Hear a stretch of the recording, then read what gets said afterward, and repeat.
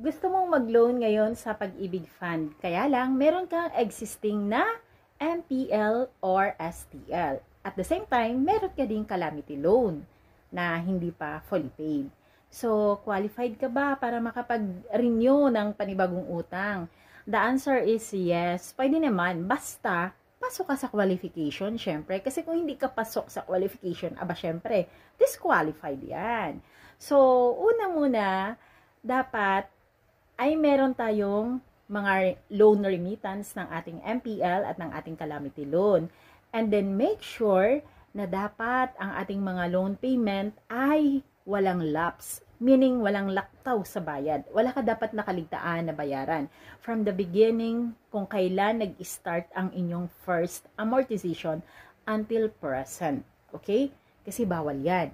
And then, syempre, kailangan meron din tayong current na contribution. Siyempre, dapat active member tayo, meaning active tayo naghuhulog ng ating pag-ibig contribution. Kasi, hindi pwede rin na wala tayong current na contribution. So, ilang buwan ang dapat nabayad mo para makapag-loan ka ng panibago?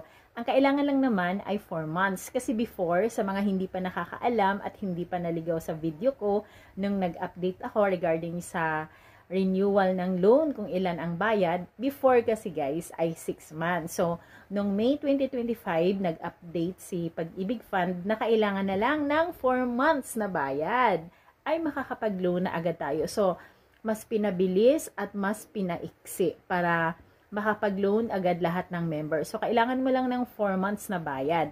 So, dapat yung 4 months na bayad na yan ay walang laktaw, like sa sinabi ko kanina, di ba? So, ayun. So, qualified ka. So, kung lahat ng mga sinabi ko or nabanggit ko is pasok ka doon, go na. For the go na yung loan mo. Mag-renew ka na ng loan. Huwag ka nang mag-alinlangan pa na kahit hindi ka pa fully paid sa yung existing calamity loan at sa yung existing MPL or short-term loan. Basta ang importante, pasok na pasok ka doon sa mga binanggit ko. Alright? So, go na, mag-loan na kayo. Bye-bye!